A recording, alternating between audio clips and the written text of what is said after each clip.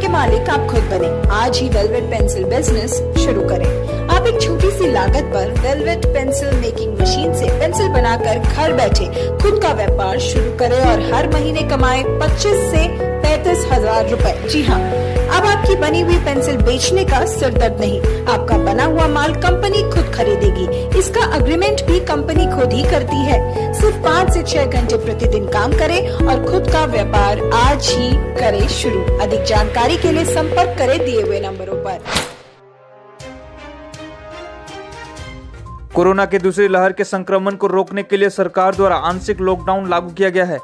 इस आंशिक लॉकडाउन के समय फालाकाटा जटेश्वर क्षेत्र के तृणमूल युवा कांग्रेस ने कोरोना से प्रभावित और असहाय लोगों की मदद करने के लिए 26 लोगों को लेकर कोरोना प्रतिरोध बल का गठन किया।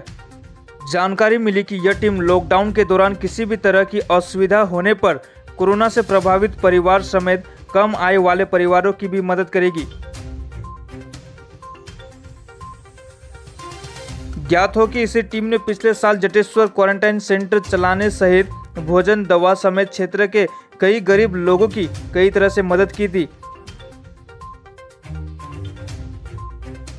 तृणमूल युवा जमीन स्तरीय अलीपुरद्वार जिले के महासचिव देवजीत पाल ने कहा कि यह सिर्फ कोरोना से प्रभावित लोगों के लिए नहीं बल्कि किसी भी समस्या वाले लोगों की मदद के लिए कोरोना प्रतिरोध बल का गठन किया गया है।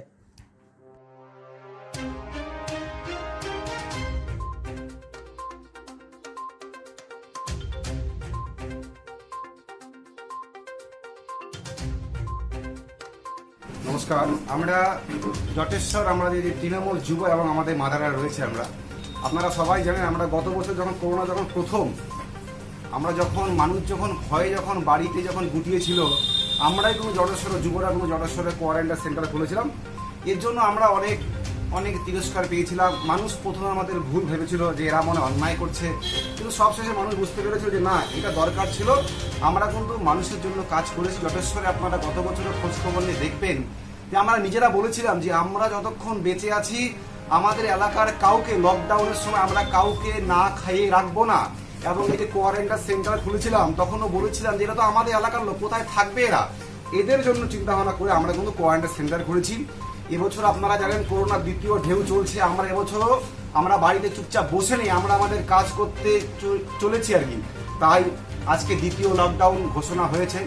আমরা জানি মানুষের কোথায় যাবে কি হবে না আমরা বলতে পারছি না। তাই আমরা যুবরা আজকে আমরা টিম তৈরি করেছি। আমরা আজকে আপনাদের মাধ্যমে আমরা আবারও বলতে যাচ্ছি, আমাদের এলাকায় যেখানে যে কোনো মানুষের যদি কোনো অসুবিধা হয়, করোনা রোগী হয়, তার বাড়িতে যদি কোনো খাবারের সমস্যা হয়, অন্যান্য যে কোনো সমস্যা, আমরা যুবরা আমরা টিম তৈরি করব। আমরা ভাগ করে মানুষের বাড়িতে আমরা পৌঁছে যাব। এবং আপনাদের মাধ্যমে বলছি, আমরা যতক্ষণ বেঁচে আছি আমাদের এলাকায় লকডাউন যতই হোক কাউকে আমরা না খেয়ে রাখবো না, সবাইকে আমরা বাঁচিয়ে রাখবো। যদি আমরা বাঁচি আমরা সবাই একসাথে বাঁচবো, আর যদি মরে যাই করোনা যদি আমাদের সবাইকে নিয়ে নেয় সে একসাথে আমরা চলে যাব।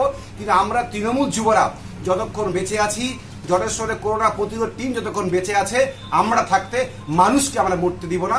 মানুষের অসুবিধা, মানুষের সুখে দুঃখে আমরা সব সময় আমরা এগিয়ে থাকবো। কিভাবে মানুষের কাছে আমাদের যে টিম তৈরি হবে সেখানে আমরা কিছু আমাদের সদস্যদের মোবাইল নাম্বার আমরা আপনাদেরকেও দিয়ে দিব। তারা মানুষ যেখানে কোনো সমস্যা হবে সে আমাদের সদস্যরা থাকবে, তাদের সঙ্গে যোগাযোগ করবে। আমাদের সদস্যরা যার যেটা প্রয়োজন সেখানে আমাদের সদস্যরা মানুষের বাড়িতে পৌঁছে যাবে। আক্রান্ত হতে পারে, সাধারণ মানুষ হতে পারে, যার যেটা প্রয়োজন আর কি। করোনা আজকে লকডাউনে যে অনেক কাজ কাম করছে না, খেতে পাচ্ছে না, মানে যেখানে যেটা সমস্যা আছে আর কি, আমরা সব ব্যাপারে আমরা মানুষের পরিষেবা দেব।